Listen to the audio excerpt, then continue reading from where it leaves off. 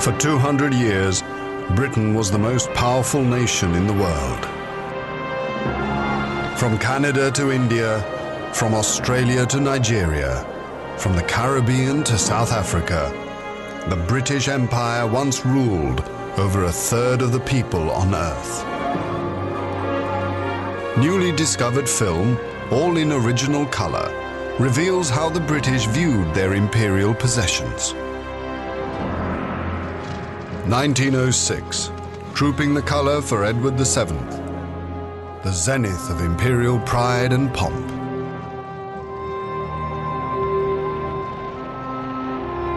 1919, a parade in Paris to celebrate the end of the First World War. Victory brought new riches, but exposed a vulnerable empire. Personal letters and diaries describe the experiences of the rulers and the ruled. The British flag never flew over more powerful or united an empire than now. Never did our voice count for more in determining the future destinies of mankind. Why do I regard British rule as a curse? It has impoverished the dumb millions. It has reduced us politically to serfdom.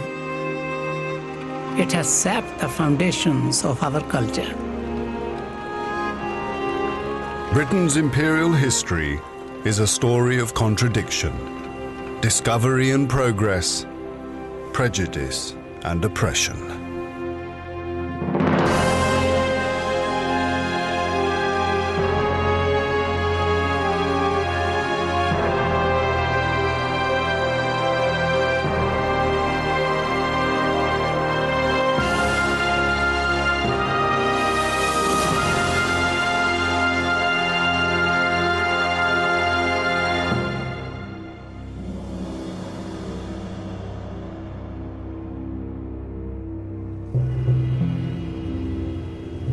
In 1926, Claude Frees Green filmed a journey from Land's End to John O'Groats in colour.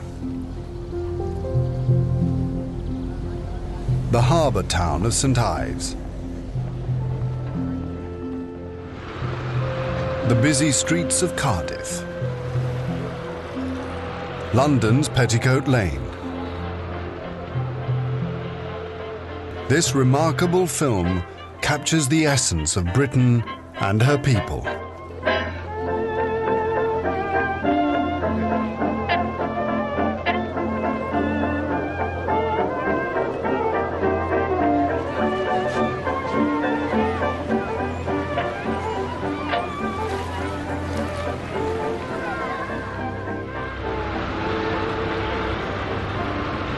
By 1926, the British have emerged from the First World War, tired but triumphant.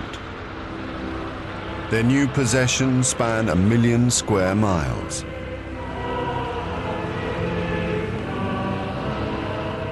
Britain still has a passion for colonial rule and a desire to improve the lives of her subjects. Field Marshal Douglas Haig. The call for imperial unity is not the selfish and despairing cry of an outworn people. The men who fought beside us in the Great War know that the old country, with all its problems and its difficulties, is not played out yet. But the grand optimism of empire is fading. Britain, the mother country, is divided by class and wealth. Her old industries, shipbuilding, textiles, and coal are in decline. Employers reject calls for higher wages. The rise of trade unions threatens the old order. In May 1926, the miners walk out of the pits, and the rest of Britain's organized labor follows. The general strike. Here is the last news bulletin for today. His Eminence Cardinal Bourne made the following declaration. There is no moral justification for a general strike of this character. It is therefore a sin against the obedience which we owe to God. From the Rhondda Valley a miner's letter to the Workers' Weekly. Some men have laboured in this colliery 25 years, toiling so that their exploiters may live in luxury. Then they are cast upon the scrap heap. When a horse has served its purpose underground and become too old, it is mercifully shot. But when a man has served the same purpose, he is not shot, but left to exist on a mere pittance. Yours fraternally, CP from Abertridwr.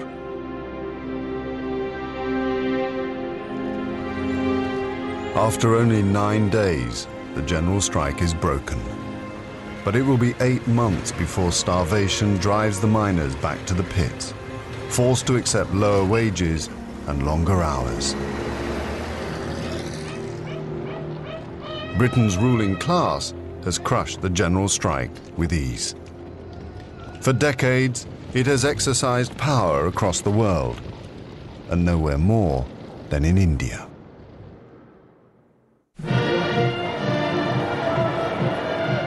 December 1911, the Delhi Durbar. George V is honoured as emperor. For the first time, colour film records an imperial event outside Britain. The British have been in India for over 200 years. Special correspondent to The Times, Stanley Reed, witnesses the imperial splendour. 20,000 armed men with a striking array of guns. Next, the Imperial Service Troops. The Maharaja of Bikaner takes personal command of his scarlet and white camel corps. Then, the great event of the day.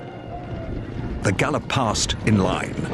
They go by like the wind, not a man unhorsed, not even a helmet shed.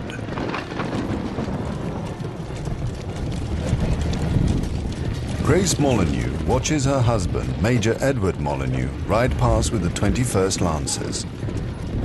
We had splendid seats. It was far and away the best show we've seen yet. It was all done with great dignity. I think the natives must have been very impressed. But beneath this extravagant display of imperial loyalty, there lies a fragile Raj. British rule in India has been challenged by a decade of nationalist protest and terrorist violence. Viceroy Lord Hardinge remains resolute. I need hardly say that the government of India has never for a moment thought that the evolution of this country could be colonial self-government. The idea is ridiculous and absurd. 1 year later, a Bengali revolutionary tries to assassinate Lord Hardinge. He survives, but it is another warning that British power in India is fading.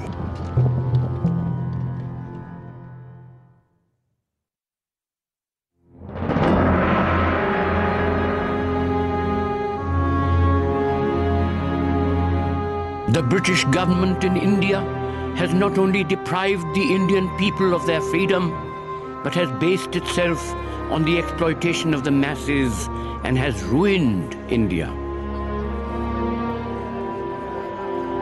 We believe that India must sever the British connection and attain complete independence. Jawaharlal Nehru, President of the Indian National Congress, January 1930. Indian nationalism has grown in strength and ambition. In a series of reforms, Britain makes concessions towards Indian self-government. But imperial zealots are horrified at the prospect of relinquishing the Raj. Viscount Rothermere. British rule in India is irreplaceable. It has been bought by British lives and built up by British capital.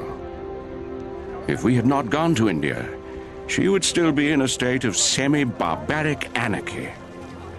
Our duty there is not to argue with base agitators, but to govern. The moon belongs to everyone. The best things in life are free. less than 100,000 British rule 315 million Indians.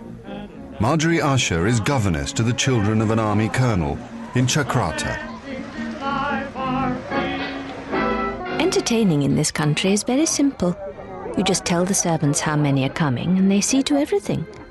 We have 9 servants, including the ayah, the head servant, who acts as valet to Colonel Sterling, the khidmatgar, who waits at table and looks after the silver, and the dhobi, or washerman, who does our clothes very well indeed.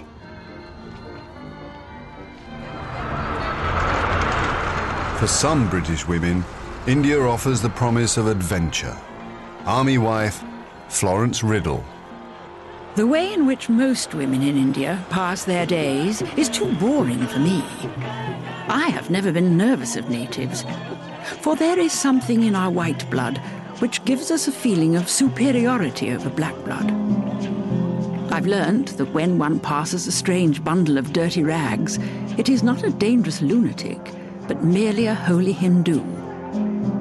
Extreme dirt seems to accompany extreme holiness.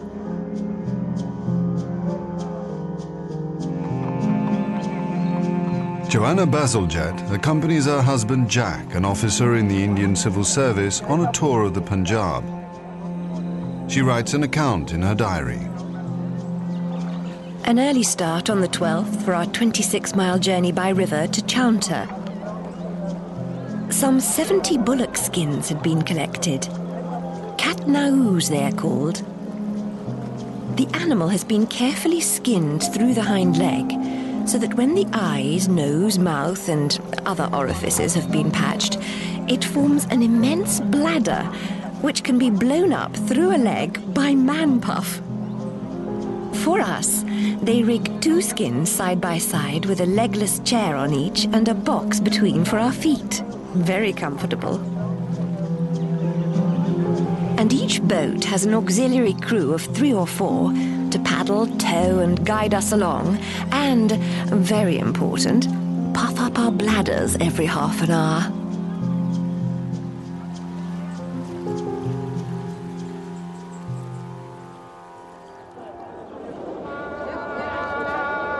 One-third of India consists of the princely states, ruled by Maharajas and Nawabs. The Indian princes are favoured and flattered by the British Raj, which considers them useful figureheads for indirect rule, and socially acceptable. On a tour of India, American tycoon Larry Thor visits one of the wealthiest states, Bikaner, and films the marriage of the Maharaja Gunga Singh's granddaughter to the Prince of Udaipur. This has to be one of the most elaborate spectacles of modern times. The princely bridegroom arrives on his elephant and approaches a platform where an official paints the ceremonial caste mark on his forehead. Then the boy, the center of all attention, is carried off to the temple on a solid silver palanquin. It really is a magnificent affair.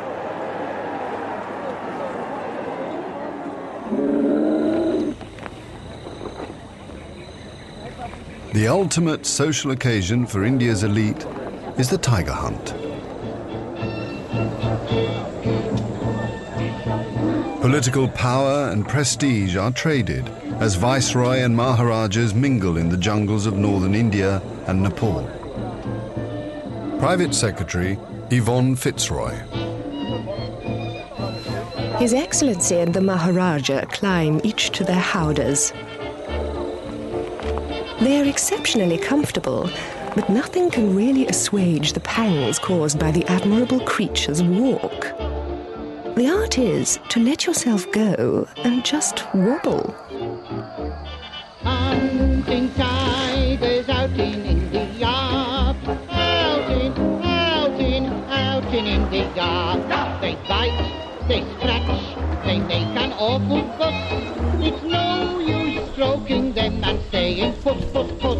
No! Hunting tigers out in India, out in India.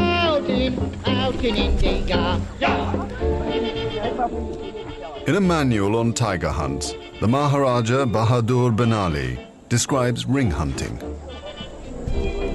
I first saw shooting tigers in rings when I was invited by my esteemed friend Colonel O'Connor. Buffalo calves were tied in the jungle as bait. About 50 elephants were sent out to circle the place where the tiger was likely to conceal itself.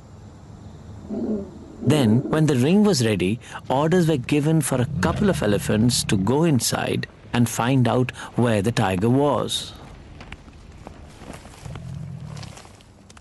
The tiger, which remained encircled for such a long time, usually got enraged, charging the elephant that went near it.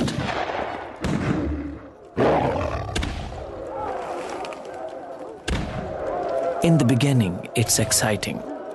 But after a while, the tiger becomes exhausted and lies down.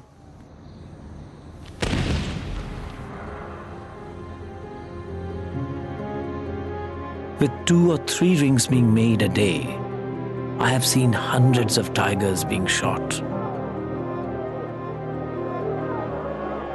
In just 10 weeks, Viceroy Lord Linlithgow's hunt kills 38 rhino, 27 leopards, 15 bears, and 120 tigers.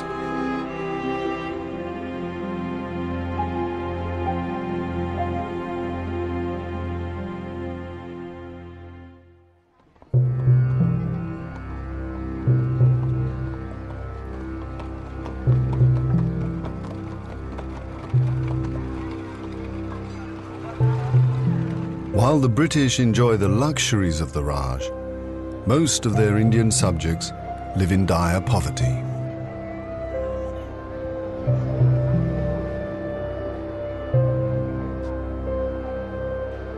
Padmasani Amal. The British Raj impose taxes for everything. What are these taxes? Is it to suck out our lifeblood? They plunder us for our money and make us living corpses. Look into a railway carriage. There is breathing space for a gunny sack, but not for a man.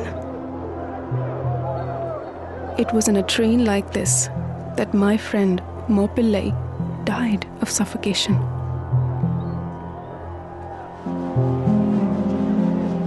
British India is divided into 7 provinces with many languages and religions. Violence between Hindus and Muslims is commonplace.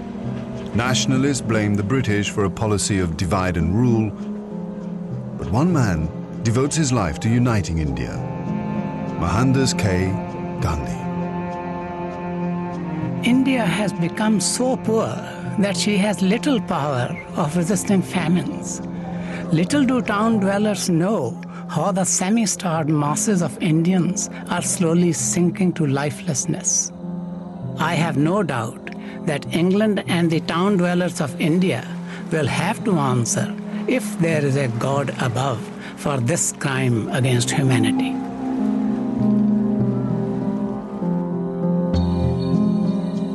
By the 1930s, a new generation of British civil servants is beginning to understand India's plight. Writing to his mother in England, Assistant Commissioner of the Punjab, Penderell Moon. The poverty of the people is really astounding. Not so poor, no doubt, as 40 years ago, but they are conscious of their poverty nowadays and resent it. I don't know what the government is going to do about Gandhi. Unless we're very skillful, or very lucky, the situation is going to get steadily worse. I'm all in favor of granting full dominion status in, say, 10 or 12 years. But I suppose the government can be trusted to move with that fatal slowness which constitutes ordered progress.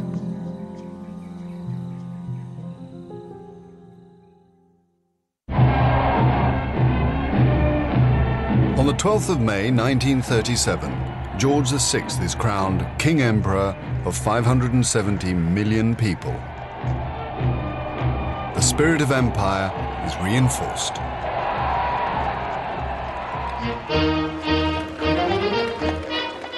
Each year, on the anniversary of Queen Victoria's birthday, Britain and her colonies celebrate Empire Day. Stand your feet and give 3 cheers. Get free meat and get free beers if you'll only join the Empire Party. They'll make you feel at home. And if they can't get you all inside the Empire, they'll put you in the Hippodrome. School children are bombarded with imperial propaganda. In Bolton, they are asked to name their empire heroes. I think Christopher Columbus was the finest man that ever lived because he discovered the West Indies, where we get spices and fruit and other things. And if he hadn't proved that the earth was round, the empire would only consist of England, Scotland and Wales. I think Gandhi is the most courageous man. He fasts and walks about in India. Gandhi has his hair shaven off and never lets it grow. He doesn't think it's right. He is still alive. In 1938, as Adolf Hitler threatens to build his own European empire, patriotic enthusiasm in Britain reaches its zenith. Glasgow hosts an empire exhibition. It attracts over 12.5 million visitors.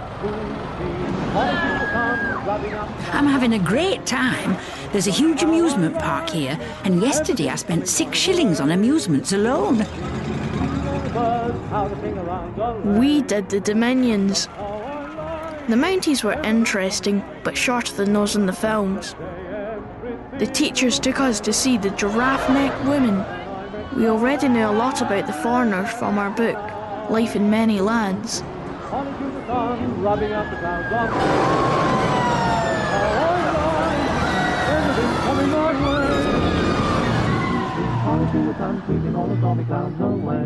They must have known just how I like it. Everything's coming my way.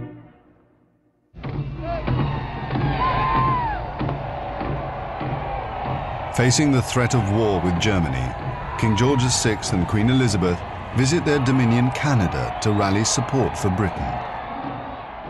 Thousands of subjects pay tribute to their imperial king and queen. In Calgary, Canadian Prime Minister William Mackenzie King. The Indian chiefs were, for the most part, fine-looking men, and in their full costume very colourful. I had a first-rate talk with the Queen. She spoke about their courtesy and graceful bearing, and their erect ways. She remarked they were very like the Scotch in some respects.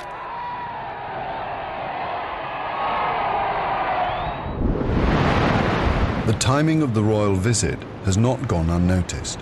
A telegram from Sir Neville Henderson, British ambassador to Berlin. The visit of their Majesties to Canada has been given full publicity in the German press. They are at pains to create the impression that all is not well within the empire.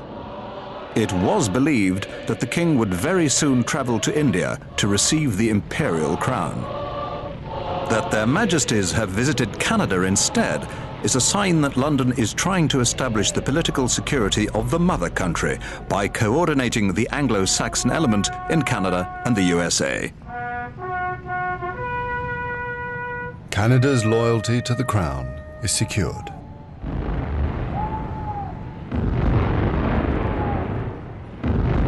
For the second time in 25 years, Britain and her empire will unite to fight a world war.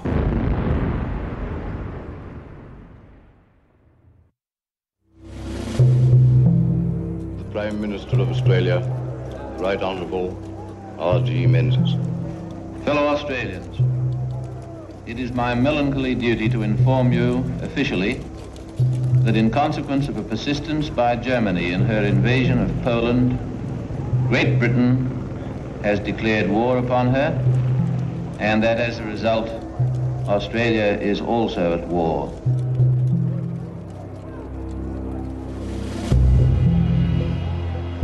Troops from all over the British Empire mobilize for the Second World War.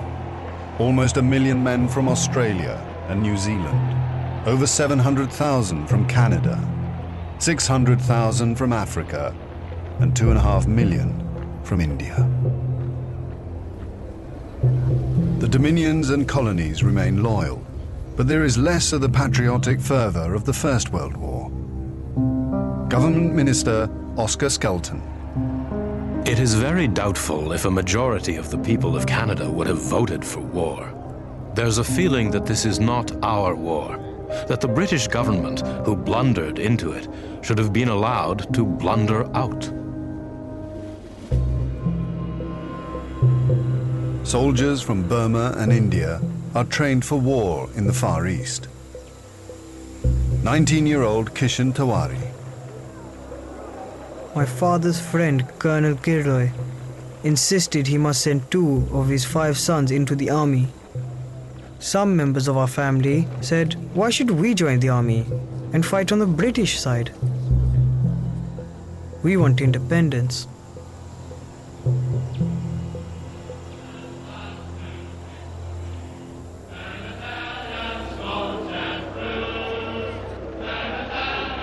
From New Zealand, troops are sent to fight in the Middle East. A Maori soldier writes a farewell letter to his wife. Dad and Ringi came to see us off, and I felt very lumpy in the throat when they left. I'm glad you weren't there. Mrs. Waka and a whole lot of other wives followed the train. All they could do was wave. I felt a funny sinking feeling. E nahora, goodbye.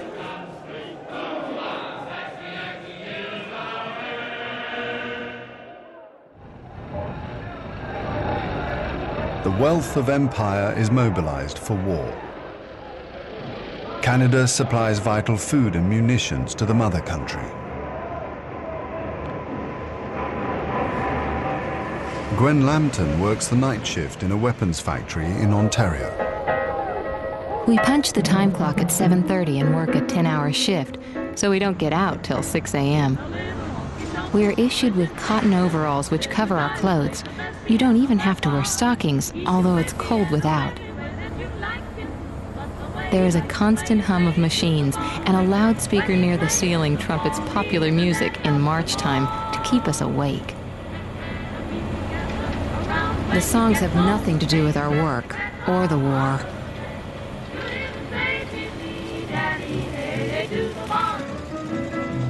To boost morale, Britain's Prime Minister Winston Churchill broadcasts across the Atlantic. Canada occupies a unique position in the British Empire. We have suffered together and we shall conquer together. The Canadian people share many of the hardships of the British home front. Rosemary Ridge writes to friends in London. No doubt you have heard of our rationing here. We get half a pound of sugar and 4 ounces of coffee per week. That's cutting it pretty stiff, but if the folks in Britain can survive and still smile, why can't we? Keep the old spirit soaring. Mom Ridge.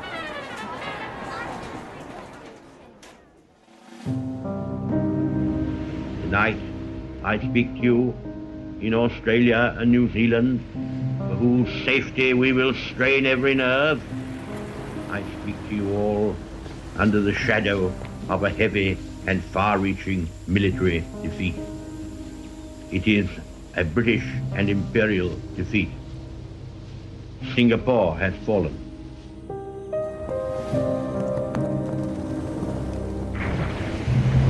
February 1942. Britain's empire in the Far East has collapsed with shameful speed. Australia is exposed. Minesweepers patrol the coast. Troops are recalled from the Middle East. Australians brace themselves for a Japanese invasion. Their new Prime Minister, John Curtin. The fall of Singapore is a smashing blow to British prestige.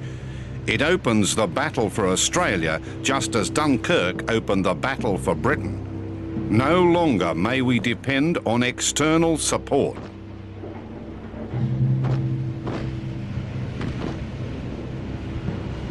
Just 4 days after the fall of Singapore, the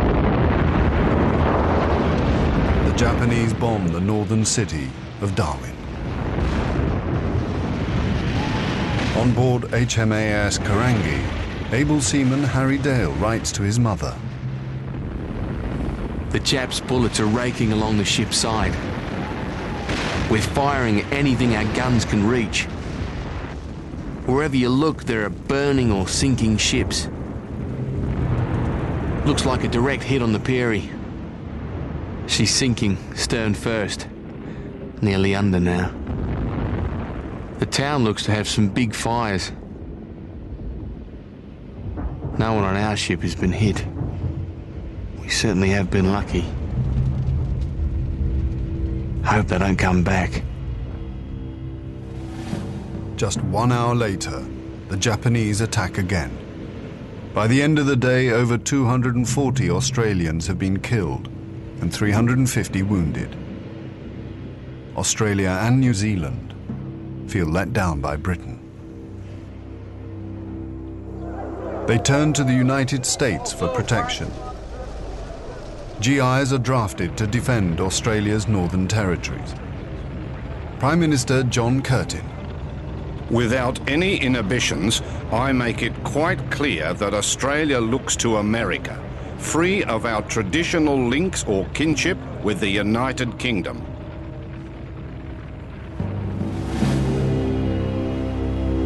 By 1945, British and Indian troops have retaken Burma. In June, Australia joins forces with America to expel the Japanese from British Borneo. Vin McNamara of the 1st Australian Corps describes the fight for one of Britain's most distant colonies. As the assault waves swung into line, the support craft moved in, firing to cover the actual landing.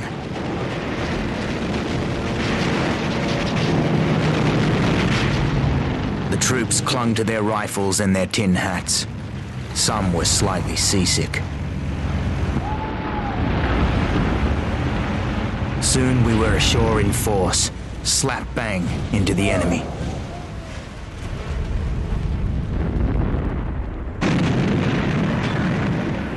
The campaign which developed was a heartbreaking jungle operation.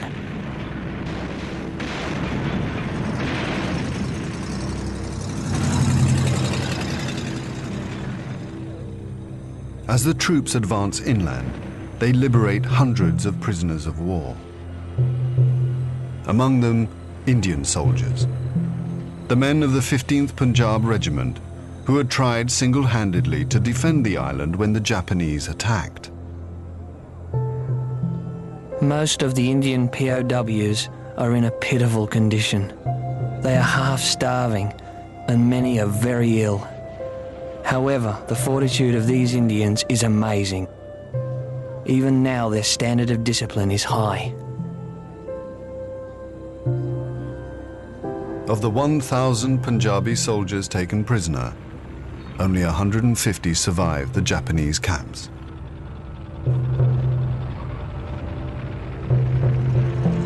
It takes 3 months to secure Borneo. On liberation, Chief Abdul Hamid delivers a note of thanks. We, the inhabitants, tender our gratitude towards the Australian forces who have delivered us from the cruel and unjust Japanese. Our true benefactors, the British government, have come back to us, and we pray for everlasting prosperity under the British flag. August 1945. 2 atomic bombs force a Japanese surrender. The war is over. 150,000 colonial troops have died in defense of the empire.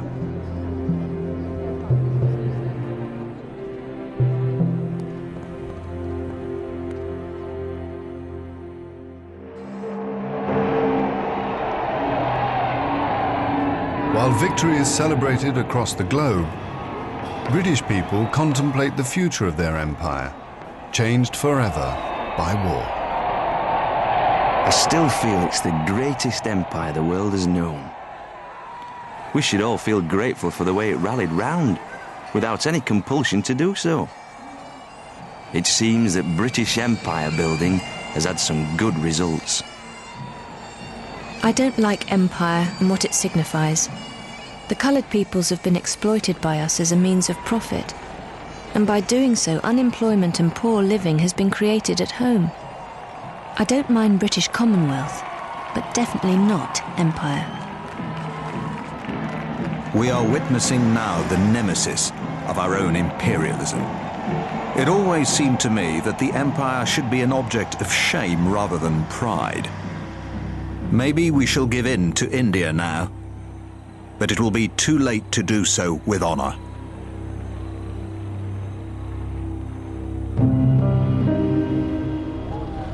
Following victory in Europe, Britain's new Prime Minister, Clement Attlee, had arrived in Potsdam to meet with the leaders of the new superpowers, US President Harry Truman and Soviet leader Joseph Stalin.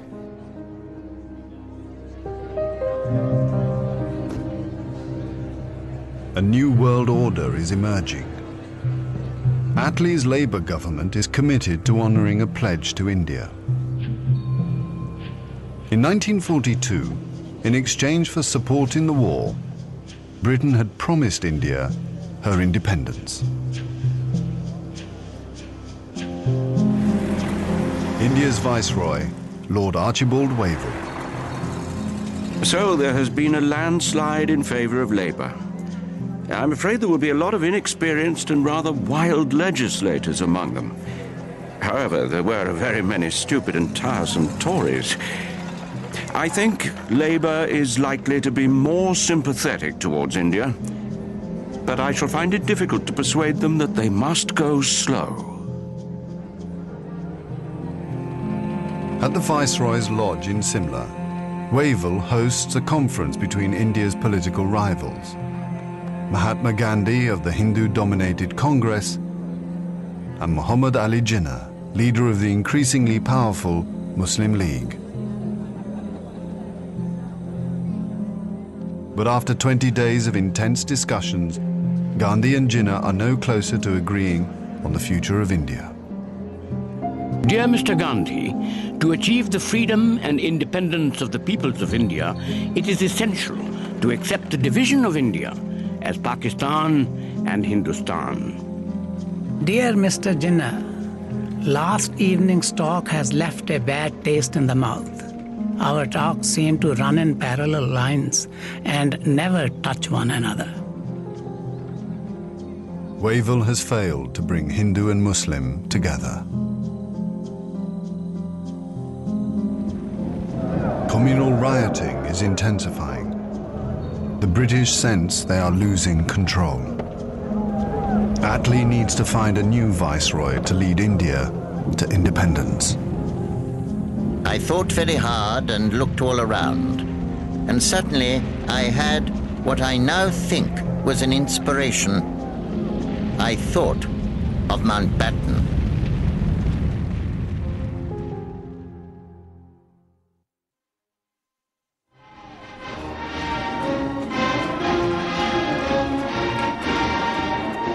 In March 1947, Earl Louis Mountbatten and his wife Edwina arrive in New Delhi. The great-grandson of Queen Victoria and second cousin to George VI, Mountbatten brings a regal presence to the drama of India's independence. As the last viceroy, he bears responsibility for India's fate. 2nd of April, 1947. I have now completed my first week in office. I should like to be able to paint an encouraging picture of my first impressions, but feel it would be misleading if I did so. The scene here is one of unrelieved gloom. At this early stage, I can see little common ground on which to build any agreed solution for the future of India. The only conclusion I have been able to come to is that unless I act quickly, I may well find the real beginnings of a civil war on my hands.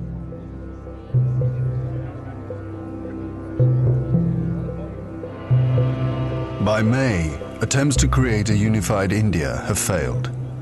Gandhi retreats from political life. Muhammad Ali Jinnah, leader of the Muslim League, and Jawaharlal Nehru of the Indian National Congress concede to divide India. Fearing a total loss of control, Mountbatten brings forward the transfer of power to August. Two nations will be created by partition, a secular India and a new homeland for India's Muslims, Pakistan. Communal violence is escalating. Lady Mountbatten visits a refugee camp in the Punjab. I talked to a great many of the victims. One's heart ached for them. Many families have been completely destroyed, whilst those who had survived lived in permanent fear of future aggression. It was such a sad tour. The devastation is like the Blitz at its worst. The killed, maimed, and homeless. It's tragic.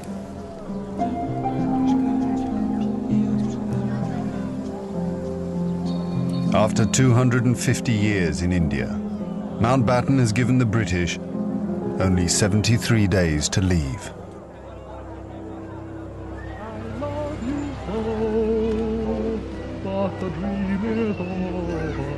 Writing to his wife in England, Indian Civil Service officer Alan Flack.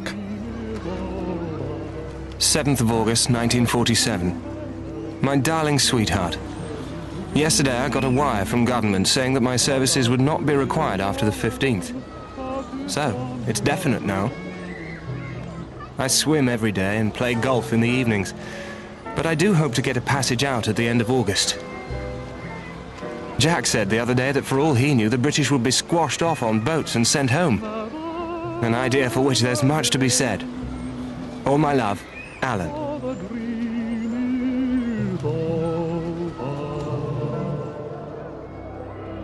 On the eve of independence, Nehru addresses the people of India.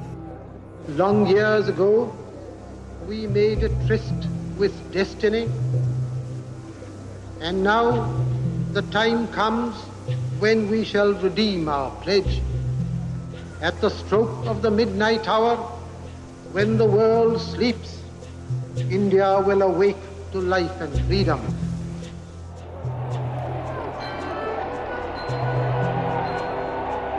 The 15th of August, 1947, the British Empire in India has come to an end. The last Viceroy, Louis Mountbatten. The flag raising and the salute were done amid scenes of the most fantastic rejoicing. And as the flag broke, a brilliant rainbow appeared in the sky, which was taken by the crowd as a good omen.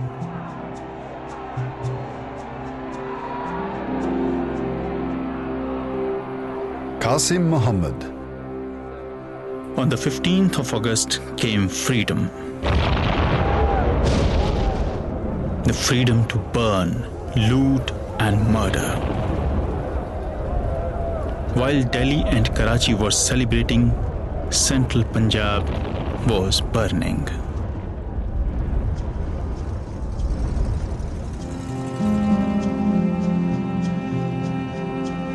Between August 1947 and March 1948, 4.5 million Hindus and Sikhs are forced to migrate from Pakistan to India. 6 million Muslims must move in the opposite direction. Britons and Indians witness the bloodshed. Shahid Ahmed. It is a battleground. People have gone mad. Trains to Pakistan are being looted and occupants slaughtered. We all knew that carnage was in the offing. So did Mountbatten. The British Empire, which tried to build India over centuries, can never live down this great tragedy.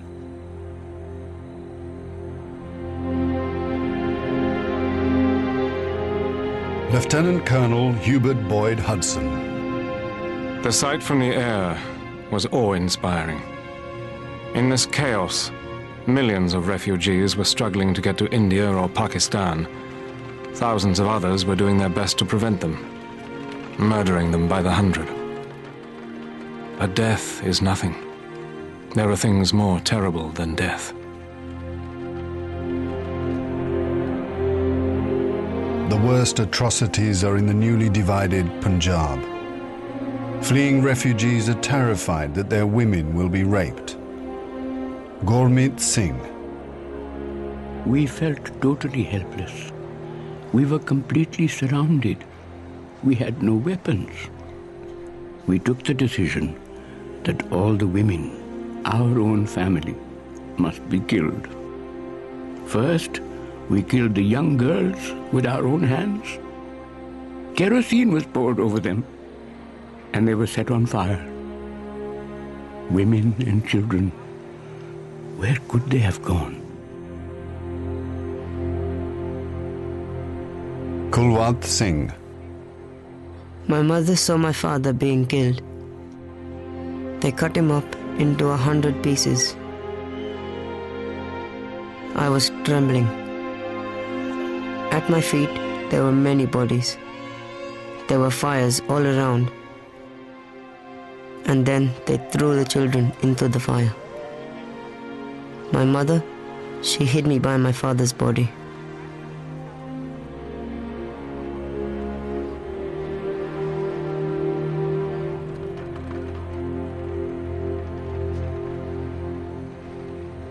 "10 million people are displaced in the partition of India.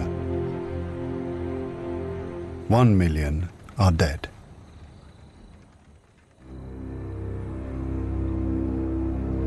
By the summer of 1948, most of the British have left. Hubert Boyd Hudson has been in India for 15 years. India is full of ghosts. Houses I have lived in, now inhabited by Indians, remind me of the days which will never come again. When the Viceroy drove past with a cavalry escort in red coats. I have seen the greatness of the British in India, but now it is all ended, and we are the last to leave, the few who are trying to tidy up the mess which this sudden splitting of an old empire has caused. Britain has lost its greatest imperial possession. Mahatma Gandhi once said that if India became free, the rest of the empire would follow. In the next 10 years, the fire of India's independence will spread around the globe, from the Middle East to Africa.